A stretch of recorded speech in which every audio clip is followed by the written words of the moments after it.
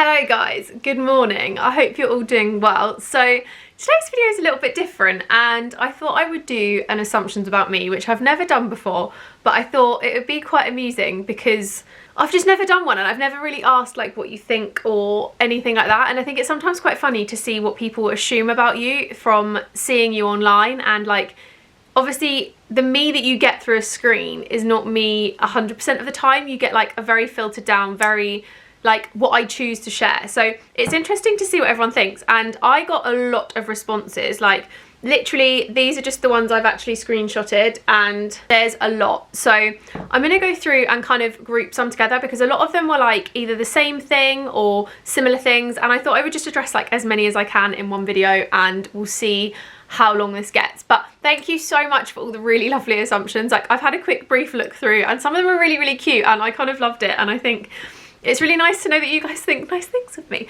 Okay, so I'm going to get straight in and start on these little assumptions. So I'm going to just pick the first page. I basically got them all saved in my camera roll in a little square. So I'm just going to go through the list like from top to bottom. So they're kind of like all over the place. There could be a wide variety of things in here. So first up, someone put that you travel for free always. Is this true? I'm just curious, lol. Okay, so a lot of my trips and a lot of the things I do, I pay for myself. A lot of like Disney, for example, Sam and I paid for our hotel, our flights, our food. The only thing we got free was our park tickets and our Universal hotel and tickets. Everything else we paid for. Most of the trips I go on are paid for by myself if they are with like friends or family. So like my trip to Venice with my mum was paid for by me. However, I do sometimes work with brands. I do get, which I'm so grateful for, quite a lot of trips with brands. So I actually was meant to have 3 press trips which have been cancelled due to the situation, and I'm really grateful to get all these amazing opportunities through work. And obviously they're not necessarily like free trips because we most of the time have like something to do in exchange for the trip. So like we have a certain amount of deliverables like Instagram posts and blog posts and YouTube videos, and it's basically like the brand takes us and that's like them paying for exposure, because obviously I think I speak on behalf of a lot of people when I say like I look online and on Instagram for inspiration for trips, and I think a lot of people do that now. So like if I look on Instagram and someone's been to like the Maldives and made it look amazing, I'm more likely to book a trip to the Maldives than if I see a really cool TV advert, because the Instagram post is a bit more realistic than the TV advert. Does that make sense? Like I just think Instagram is a much more powerful tool for brands in terms of travel than like TV ads and stuff are now. Okay, next assumption. So someone has said, you've always got your life together and you've always got your outfits together. This could not be further from the truth. Like genuinely, I do not have my life together and I do not have my outfits together. I wish Sam was upstairs because I'd ask him to agree on this, but I have nearly daily meltdowns on what to wear. Like if we're going anywhere, I have all my clothes on the floor. I'm crying more than likely. Like I do not like getting dressed sometimes, especially because I find that I stress a lot about what I'm wearing and I don't want to just live in jeans, and then if I try and wear something different I don't like it, and then if my hair doesn't go right, like I have meltdowns over what to wear. Like my outfits might look together but they probably weren't behind the scenes, and having my life together, no. Like I don't at all. I feel like I have an amazing house, I have an amazing boyfriend, I have a good career, I have all these things, but it's just not at all how I thought my life would be. And I think I'm very comfortable in how things are at the moment, and I think I'm very like grateful and blessed to have the life that I do, and I think I'm quite good at like keeping on top of things. But I wouldn't really say that I have my life together because I have like daily meltdowns about different things, and like my anxiety over the last like 2 years has never been worse, and like I still get therapy every week. I have like Skype sessions on like Wednesday mornings for therapy, and like I still worry about money and I still think that things should be different or this way or that way, and I don't think my life's together, but I think it's, yeah. I'm glad that I give off the perception that my life is together, because it's definitely not. Next one is cracking company and probably great banter. I mean, can I really answer this assumption about myself? Can I really say I have good banter? I have what I would like to think is an acquired taste.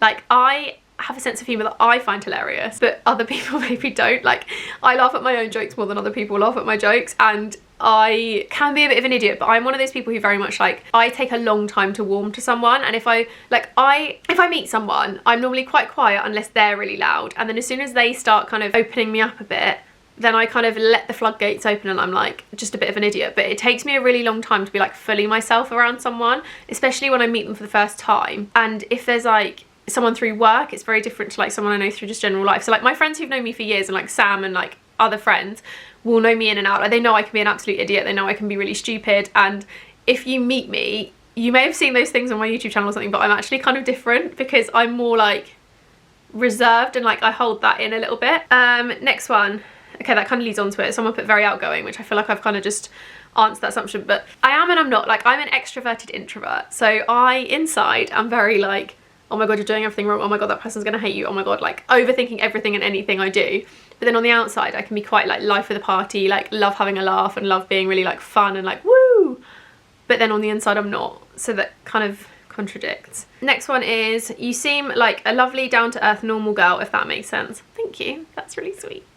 Thank you. I don't really know how to answer that assumption. I feel like that's just a really cute little assumption. I really like that, thank you. The next one says, I think you're lovely, very positive, and you let off a really good vibe.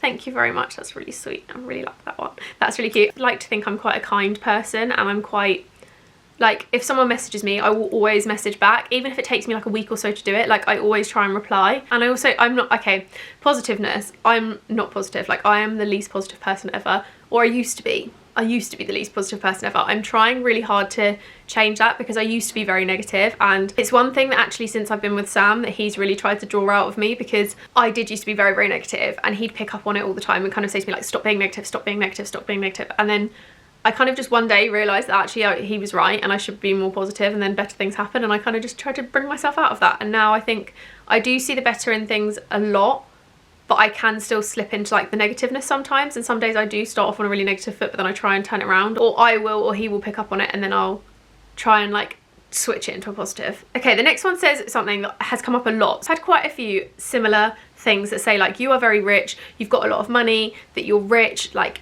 and I feel like there's kind of an assumption that influencers are rich, and I think, for one, I think your determination of rich can be very different. Like, your version of rich could be a mansion with 6 sports cars and millions in the bank, or it could be, oh, she's made 100 grand this year and she's got a really nice flat in London that she's bought for X amount of money, and she's got this, and she's got like 6 Fendi bags or whatever. Like there's so many different things that could count as being rich, but I wouldn't say under any circumstances that I'm rich. I don't think I've got like any, I wouldn't consider myself as rich. Like I have nice things, but I work hard for them and I save for them. And like if I buy myself like a designer bag, some of my designer bags cost me £100 on eBay, like £100 on eBay that I'd got in my savings account because I hadn't been spending money on like coffees and stuff, or like things that I haven't, like, I don't know how to explain it, but I wouldn't necessarily say that I'm rich.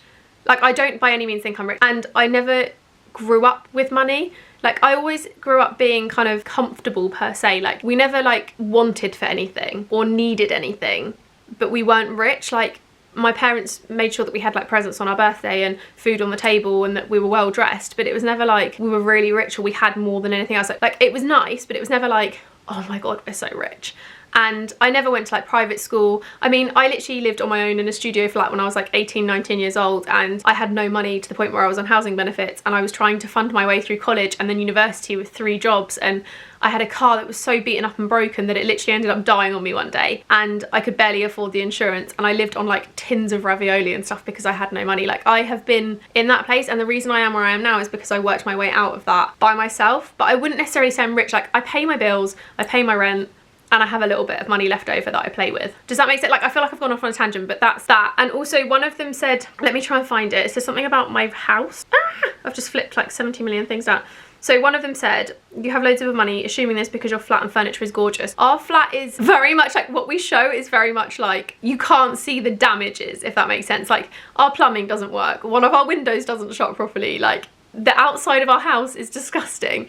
The like communal hallway and bit is disgusting. Like we obviously only show the nice bits, but we decorated this house so cheap, like so cheap. So like our sofa's downstairs, the sofa cost us £300 in IKEA, and like all the furniture in the living room, the dining room table was here, but like the bar bit and like the coffee table and stuff, none of that cost more than £50 per item from IKEA. And like all of this is like a whole unit thing from IKEA that was really cheap. All the desks and everything, like I think the entire office cost us about £1,000 to build, like the furniture in it. We painted all the walls white so it looks a bit more expensive. Like everything is very cheap. Like we've done it very cheap, but I think we've made it look expensive, which I think is a good thing, but it was not by any means, like we're not rich. Okay, someone put, I swear you and Sam are secretly married or at least engaged. No, we are not. And I can guarantee you, hand on heart, we are not secretly married or engaged. Okay, you are 20. Thank you very much. You've just knocked nearly 8 years off my life. No, I am nearly 28. I'm 28 in July. So thank you for thinking I look really young, but I'm definitely not. Okay, this one made me laugh so much. Hopefully you aren't the kind of person that dips chips in a McFlurry. I've never even tried that. Like, I've actually never even tried that. I can't eat McFlurries anyway because I can't have lactose, but if I do, I literally just like devour it. And I always get like either Smarties or like the caramel ones and stuff when they have them, or like the cream egg ones. Like, I like the really sweet, like sickly ones. But I definitely never dip chips in them. Okay, that given the choice you would live abroad. Do you know what? I actually go through stages with this. Sometimes I think I would, and sometimes I think I wouldn't. So like, I've gone through stages where I've wanted to live in Australia. I've gone through stages where I wanted to live in Bali for a bit. Never like permanently, like I've never permanently wanted to like live outside of the UK, but I would do it for a time frame. So like, I said to Sam actually recently, one of my big things is I really want to own, and this is such an out there plan that will never happen, but I said to Sam, I really want to own like a penthouse in New York and just buy a penthouse that I can live in 6 months of the year, or like just have it, rent it out as an Airbnb and like just live there when I want to and then come back when I want to. And it's the most ridiculously over the top plan, but like that's the kind of thing I do. Like, I'd like to be able to like flip between, but not permanently reside somewhere else, because I like living in England. I like my comforts. I like having like my space. Like, I like my home. So I can travel around here, there and everywhere, but I like having like my home to come back to. I think I like to think I would, but I just couldn't. Someone put over 2, you found a good way to find confidence in yourself in a positive way, and that you can be very critical with yourself and like things a certain way, not meant negatively.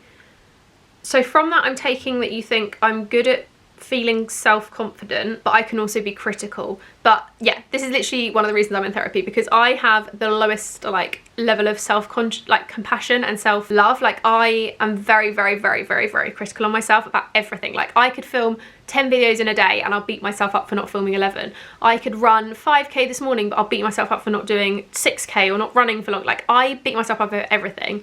And I think it's a really bad trait to have, because it doesn't really help me, it just makes me feel worse. So it's something that I'm actually trying to sort out at the moment and trying to like work on. And I'm actually working on it quite well. Like, I feel like it's doing well at the moment, and I'm not confident in myself at all.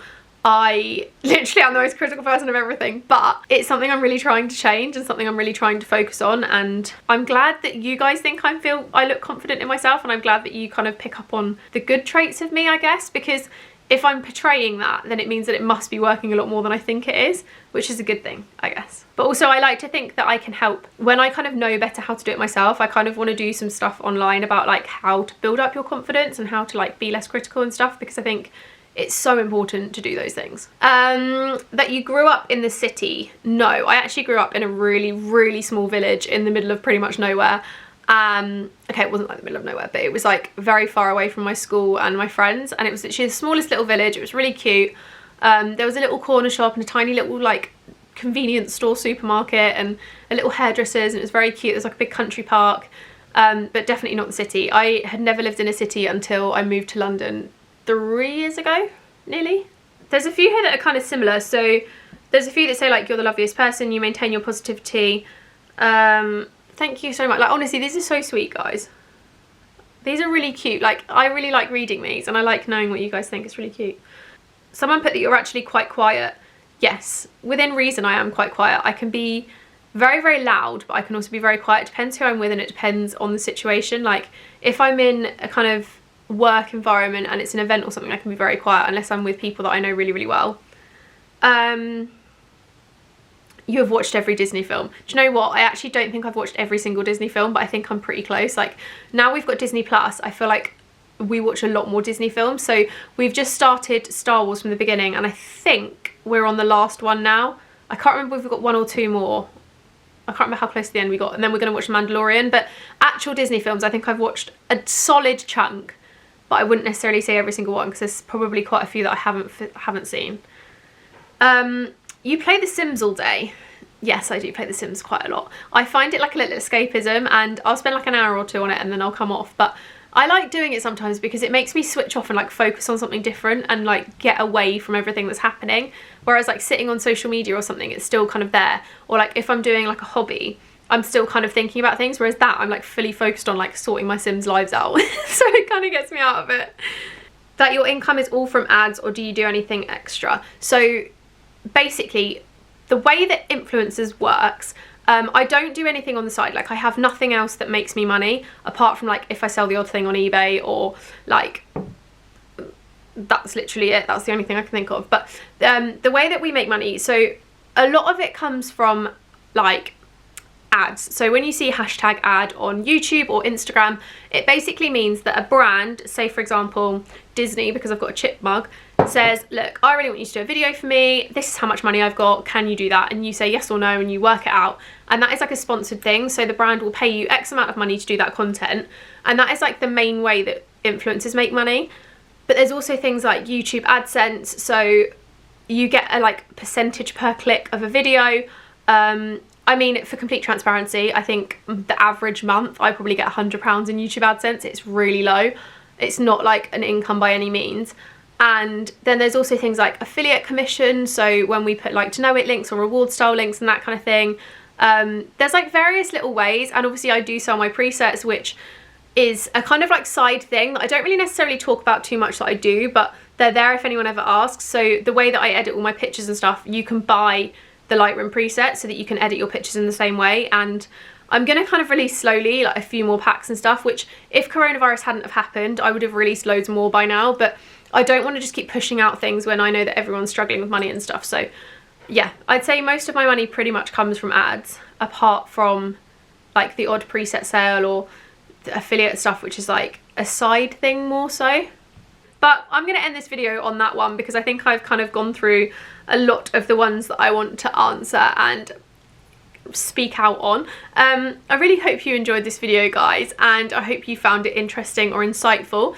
Don't forget to give it a thumbs up if you did, and leave me a little comment, and yeah, I'll see you on my next video. Bye guys.